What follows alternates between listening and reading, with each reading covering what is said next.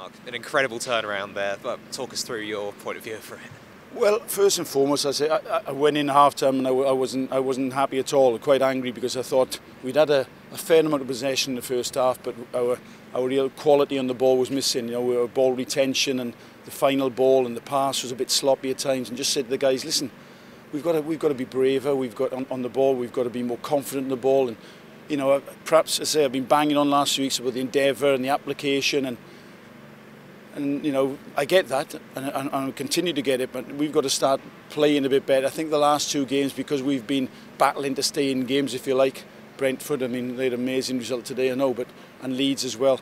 And I think we've just come away from getting the other side of the game now and making sure we try and play. So, you know, we talked about it with John O'Shea and Eddie at half-time about maybe flipping to a 4-4-2 system just to get more bodies in that final third area.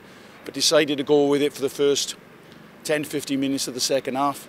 But then when we changed, it obviously worked for us because, I mean, Michael Morrison was on a yellow card anyway, so that was in my mind. But just wanted to see a bit more quality in that final third, and Lucas João comes on, and it's nice to see him back as well, being able to retain it a bit better, and that's I think the way forward for us. We've got to, you know, maintain that endeavour and that grittiness about us, but also we've got to get a bit more quality in the final third.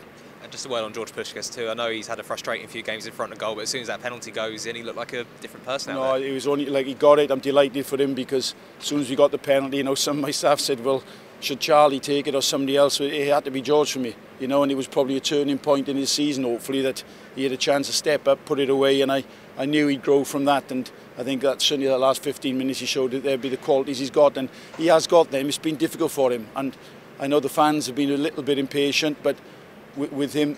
But it's not so much his qualities. I blame myself and us in not getting him enough quality. You know, if he gets quality balls in and he gets a bit of confidence, he'll score goals.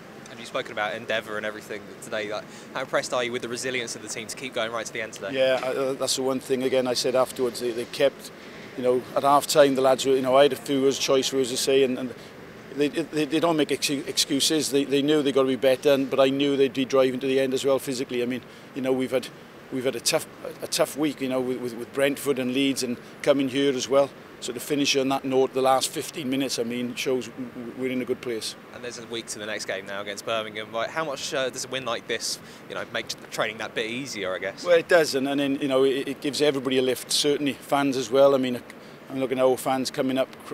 Crikey, it took us 5.5 hours to get up yesterday on the motorway and it's freezing cold up here. Now our fans get behind that goal, and again keep pushing us and singing to the end of the game. It's fabulous, and I'm so glad for them to give them something to go home with as well.